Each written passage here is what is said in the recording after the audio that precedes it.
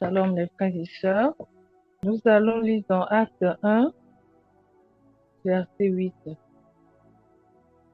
Ça nous parle de la puissance de Dieu. Il dit, mais lisons au nom de notre Seigneur Jésus-Christ, le Créateur de toutes choses. Il nous dit, mais vous allez recevoir une puissance, celle du Saint-Esprit, qui viendra sur vous. Vous serez alors mes témoins à Jérusalem, dans toute la Judée et la Samarie et jusqu'aux extrémités de la terre. Le Père éternel Dieu Tout-Puissant veut nous dire quoi par là, par l'inspiration de ses disciples d'antan, que nous sommes maintenant nous aussi pour créer le nôtre aussi, en le servant à notre façon. Il dit, nous qui avions accepté Dieu, Jésus le Christ comme sauveur, nous allons recevoir une puissance et nous serons ses témoins à travers le monde entier. Maintenant, nous, frères et sœurs, là où nous pouvons nous trouver, nous devons savoir que le Seigneur Jésus-Christ, il nous a choisis. Sinon, nous ne pouvons pas arriver à lui comme ça.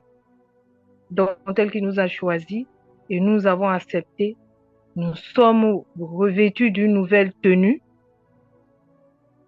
qui est la puissance divine. Et qu'à chaque fois que nous prions, on peut le lire dans Luc 9, verset 29, la gloire du Fils de Dieu, c'est-à-dire nous les enfants de Dieu, les enfants du Créateur. Il dit quand nous prions, au moment où nous prions, nous avons toujours une puissance, puisque nous avons accepté notre Dieu, nous avons une puissance qui est en nous, autour de nous, qui nous purifie parce que nous suivons ses lois. Et nous savons discerner en le suivant, en l'écoutant, en pratiquant l'amour. Moïse avait amené la loi, le tableau. Il y a beaucoup de lois. Tu ne tueras point, tu ne voleras point, tu ne trahiras point, tu ne prendras point les biens de ton prochain. Beaucoup, beaucoup. Mais il nous dit tout ce que nous pouvons devoir envers nos prochains, c'est l'amour sincère du prochain, sinon rien. Donc, dans toutes ces lois-là, c'est l'amour sincère du prochain qui couvre toutes ces lois-là. Parce que quand tu as l'amour sincère du prochain, tu ne peux pas trahir ton prochain, tu ne peux pas l'en vouloir, tu ne peux pas le haïr, tu ne peux pas le tuer si tu l'aimes. Il faut aimer de l'amour sincère que Jésus le Christ a eu pour nous, pour revenir se mettre sur la croix, pour nous délivrer de la chaîne dont Satan nous avait enchaînés. Mais vu que Dieu, lui, il sait que les enfants, là, si je ne descends pas pour pouvoir les délivrer comme ça, là, si je ne me livre pas comme ça, ils ne seront jamais délivrés. Il est venu pour nous sauver. Que ce sang qu'il a versé nous aide à se lever, à se relever, à le suivre sans regarder arrière. Que Dieu nous aide à comprendre. Ce sang-là coupe les mauvais liens qui nous entourent, qui nous encerclent, qui nous attachent dans nos familles respectives ou dans nos congrégations respectives, qui coupe tout cela pour que nous puissions avancer. Donc, mes frères et sœurs, vraiment, ayons la foi, l'amour, l'amour, l'amour encore, l'amour, toujours l'amour, l'amour divin. Il faut aimer, aimer, aimer, aimer, aimer comme un autre nous-mêmes. Que Dieu nous aide à comprendre. Mes frères et sœurs, je veux pas aller loin. Nous sommes nombreux pour parler. Et que Dieu nous aide à comprendre le peu que je viens de partager. Et que je puisse comprendre aussi ce que les autres vont dire. Que Dieu nous bénisse tous. Au nom puissant de notre Seigneur Jésus-Christ. Amen. Amen. Amen. Amen, amen, gloire à Dieu. Donc, je vais partager Ok. aussi. Alors, Ok. donc, moi, je vais partager sur le thème prie pour tes ennemis afin que leur puissance du mal soit brisée par Jésus-Christ. Nous avons tendance à répliquer le mal par le mal. Je m'explique. Ça peut être au travail, ça peut être à l'école, ça peut être dans le quartier, ça peut être euh, dans, au marché, par exemple. Et les gens peuvent peut-être mal parler de nous derrière notre dos, ou méditer pour nous faire le mal. Ou quand on arrive quelque part, ça peut être au travail, on a toujours euh, des situations où nous avons tout tort, où nous faisons toutes des bêtises. Ça peut être à l'école, ça peut être même à la maison. Voyez-vous? Et cette situation fait que euh, ça nous pousse à nous énerver dans notre cœur, ça nous pousse à vouloir soit venger, juger ou faire les actions du mal qui sont condamnées dans la Bible. Voyez-vous? Alors, au lieu de faire, de, d'utiliser les actions, les actes condamnés par la parole de Dieu, condamnés par Jésus-Christ, le Seigneur nous appelle maintenant à utiliser l'âme de la prière. Donc, face à un groupe de personnes qui méditent pour nous faire du mal, qui nous aiment pas, nos ennemis, qui nous font du mal, qui euh, supportent pas quand nous nous exprimons. Voyez-vous, face à eux, le Seigneur nous appelle à utiliser l'âme de la prière. Nous devons prier pour eux. Certes, le choix de prier pour nos ennemis, souvent, ça intervient vers la fin, c'est-à-dire après avoir fait tout ce qui est mal, tout ce qui est condamné par la parole de Dieu. Voyez-vous? C'est pour ça que le Seigneur nous appelle en disant l'âme ultime qui consiste à décimer la puissance du mal à travers nos ennemis, c'est la prière. Nous devons prier pour eux de façon individuelle. Seigneur, touche mon collègue qui me fait du mal. Touche mes collègues, mes amis qui méditent le mal contre moi. Voyez-vous? À ce moment-là, la parole de Dieu dit que ma puissance s'accomplisse dans la faiblesse. Nous sommes faibles là. Et pire encore, nous prions pour nos ennemis. Nous prions pour ceux et celles qui nous font du mal, ceux et celles qui ne nous aiment pas, ceux et celles qui ne supportent pas notre présence. Le fait de prier pour eux, nous sommes encore faibles. Dieu, à ce moment-là, il va commencer à toucher leur cœur, à briser le pouvoir du mal dans leur cœur, à briser le pouvoir du mal dans leur vie. À ce moment-là, tout ce qu'ils font, comme flèche, comme projet contre nous, n'a plus d'efficacité. Parce que nous avons prié pour eux de façon individuelle. Voyez-vous? Ça, c'est un. Et deux, et souvent, face à une pression, tellement que nous méditons, nous les jugeons dans notre cœur. Et le malin va encore les utiliser pour sortir des paroles blessantes ou des mots durs, juste pour nous presser afin que nous puissions sortir des paroles blessantes aussi, soit des insultes et autres. Voyez-vous? Alors, face à ça, le Seigneur nous appelle à utiliser les fruits de l'esprit. Mon collègue qui me déteste, qui me dit toujours que non, tu fais des erreurs, ou tu travailles mal à l'école, ou tu ne connais pas préparer à la maison, par exemple. Donc, ça peut être beaucoup de choses. Ça peut être dans différents cas ou dans différents milieux. Voyez-vous? Et en plus de ça, il y a une pression émanant de ceux et celles qui nous font qui nous font du mal pour nous pousser à s'exprimer, mais en mal. Dieu nous dit à ce moment-là, nous devons utiliser les fruits de l'esprit, la maîtrise de soi, bien aimé. C'est vrai, Ça peut aller très vite. Mais justement, Dieu veut que nous puissions contrôler tout ça, toutes ces situations-là. Les contrôler en utilisant les fruits de l'esprit. En utilisant la prière à l'instant T. Prier pour ceux et celles qui nous insultent en direct. Et utiliser les fruits de l'esprit en direct. Rechercher la paix, la joie, la douceur de nos propos, la maîtrise de soi. Si nous sommes tellement pressés par la haine, par la colère venant de ceux et celles qui nous aiment pas, de ceux et celles utilisés par le malin, bien aimé. C'est très important. Nous devons crier au Seigneur.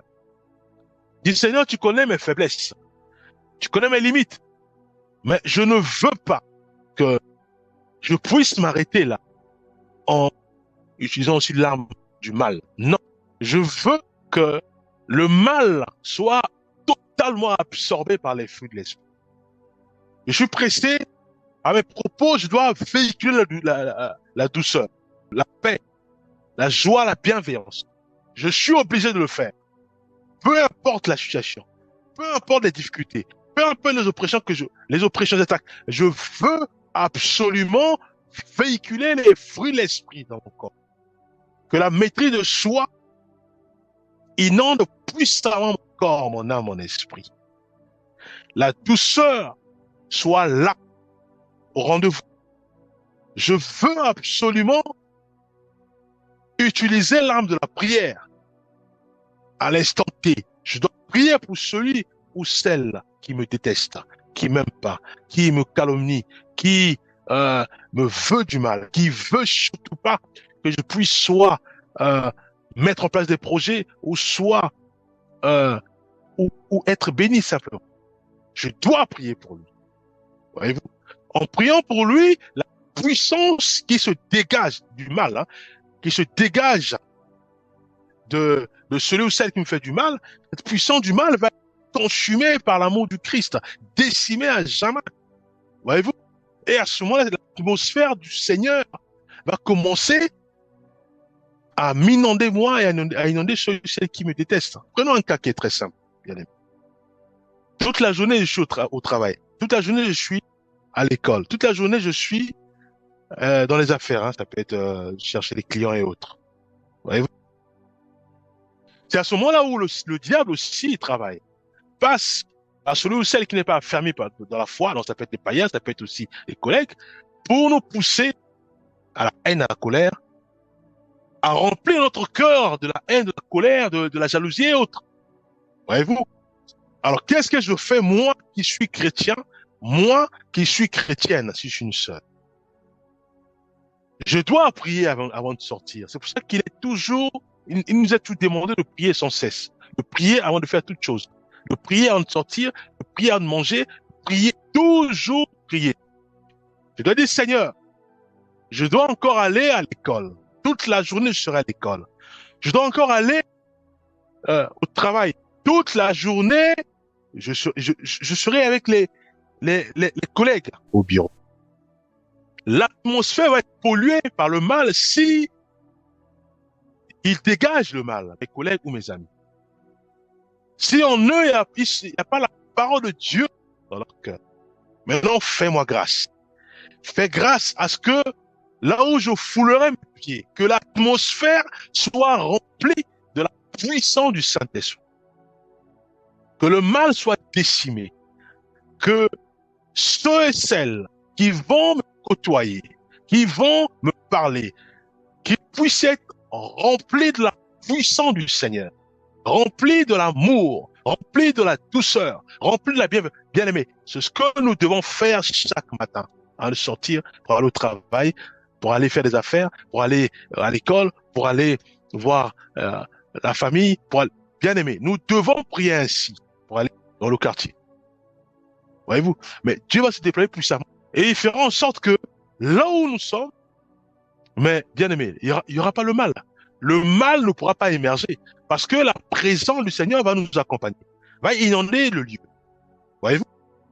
Mais comment voulons-nous encore tomber dans la colère si un passant passe utilisé par le malin, passe pour m'avoir. Il peut pas, parce que je veux véhiculer la maîtrise de soi. Je veux véhiculer l'amour. Je veux véhiculer la joie. Je veux véhiculer la douceur, bien aimé.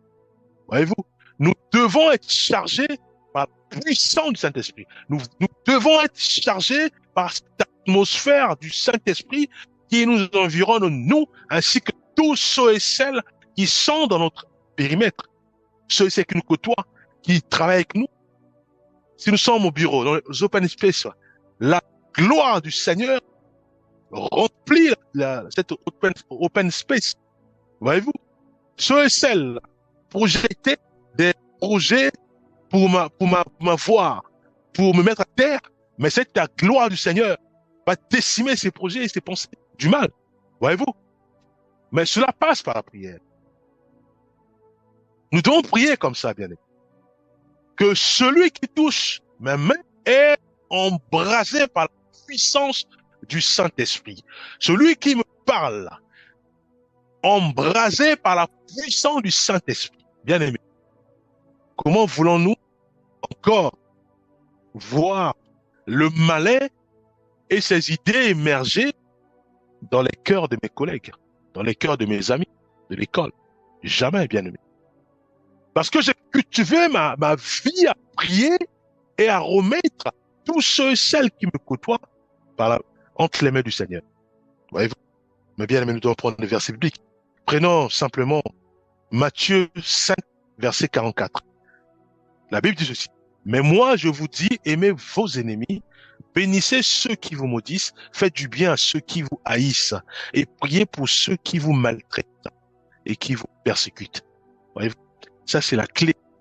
Cette clé-là, elle est imparable. Elle décime le mal dans les cœurs de ceux et celles qui ne nous aiment pas. Cette clé-là décime les pouvoirs du mal dans les cœurs de ceux et celles qui nous détestent. La parole de Dieu dit, et moi je vous dis, aimez vos ennemis. Bien-aimés, nous devons aimer nos ennemis.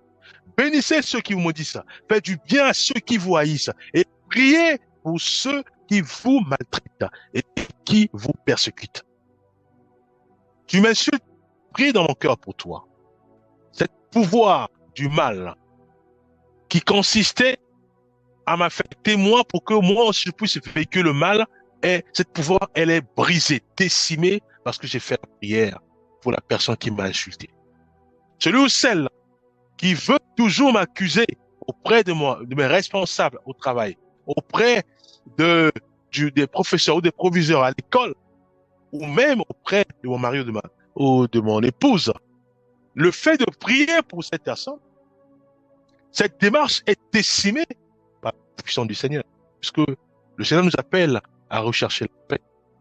Maintenant, au cas où nous sommes face à cette atmosphère du mal, parce qu'on vient d'arriver, et que tous méditent le mal dans leurs pensées, ils sont là avec du mal, celui-là ou celle-là, non, je l'aime pas, celui-là. On est environné par le mal, parce que le malin aussi, il utilise la même stratégie, polluer l'environnement par le mal. Voyez-vous? Alors, il passera forcément par un collègue ou une copine de l'école pour nous avoir. À ce moment-là, le fruit de l'esprit doit être utilisé au maximum. La maîtrise de soi. La bouche doit manifester la douceur. Donc, tout ce qui sortira à travers notre bouche, c'est la douceur et la paix. Et le cœur doit bouillonner dans la prière pour celui ou celle qui veut me pousser dans le mal. Luc 6, 27 à 28. Mais je vous dis à vous qui m'écoutez, aimez vos ennemis, faites du bien à ceux qui vous haïssent, bénissez ceux qui vous maudissent, priez pour ceux qui vous maltraitent. Bien-aimés. Romains 12, 14. Bénissez ceux qui vous persécutent, bénissez et ne maudissez pas. Proverbe 25, 21 à 22. Si ton ennemi a faim, donne-lui à manger. S'il a soif, donne-lui à boire. Car ce sont des charbons ardents que tu amasses sur sa tête. Et l'Éternel te récompensera. 1 Pierre 3, verset 9. Ne rendez point le mal pour le mal, ou injure pour injure. Bénissez au contraire, car c'est à cela que vous avez été appelés, afin d'hériter la bénédiction. Bien aimé. Éphésiens 4, 32, soyez bons les uns envers les autres, compatissants, vous pardonnant réciproquement, comme Dieu vous a pardonné en Christ. Nous devons nous arrêter et dire ceci. Seigneur, j'ai chaviré. Comme dira Élie, que je ne suis pas plus meilleur que mes pères. Voyez-vous? Et le Saint-Esprit va traverser ses pensées, c'est là où il va demander pardon au Seigneur. Voyez-vous? Nous devons, bien aimé, nous devons être sérieux. Nous devons maintenant, le malin, il travaille, et nous savons qu'il travaille. Donc nous avons fait notre choix de suivre Jésus-Christ, nous devons aussi être sérieux. Voyez-vous? On ne peut plus prendre les choses à la légère. Si nous sommes conscients que dans notre environnement de travail, à l'école, il y a un certain collègue ou une copine ou, voilà, aime toujours les actions du mal, aime toujours insulter, aime toujours pousser les gens à jamais. Là où il est, toujours des tensions terribles. Bien aimé, nous devons aussi prendre des contre-mesures. Nous devons le remettre entre les mains du Seigneur. Bien aimé, c'est Dieu qui l'a créé. Notre prière fera en sorte que le Seigneur décime dans son cœur ce que le malin, le diable s'attend à s'aimer. Voyez-vous, nous devons être sérieux, bien aimé. On ne joue plus avec ça. Je suis fatigué d'être tout le temps en colère.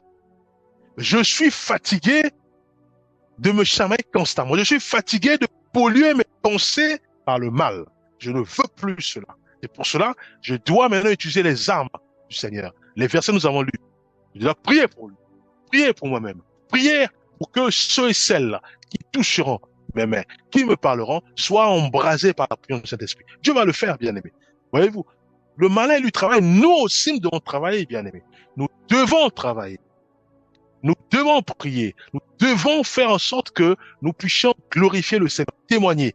Tant que je ne témoigne pas, je ne lâche pas ce frère dans mes prières. Je ne lâche pas cette sœur dans mes prières. Je ne lâche pas mon environnement dans la prière. Que l'environnement bascule par le bien. S'il y avait le mal, que le bien remplit, inonde puissamment, soit ma classe, soit mon bureau. Là où il y a des bien-aimés, là où il y a mes collègues. Voyez-vous, nous devons le faire, bien-aimés.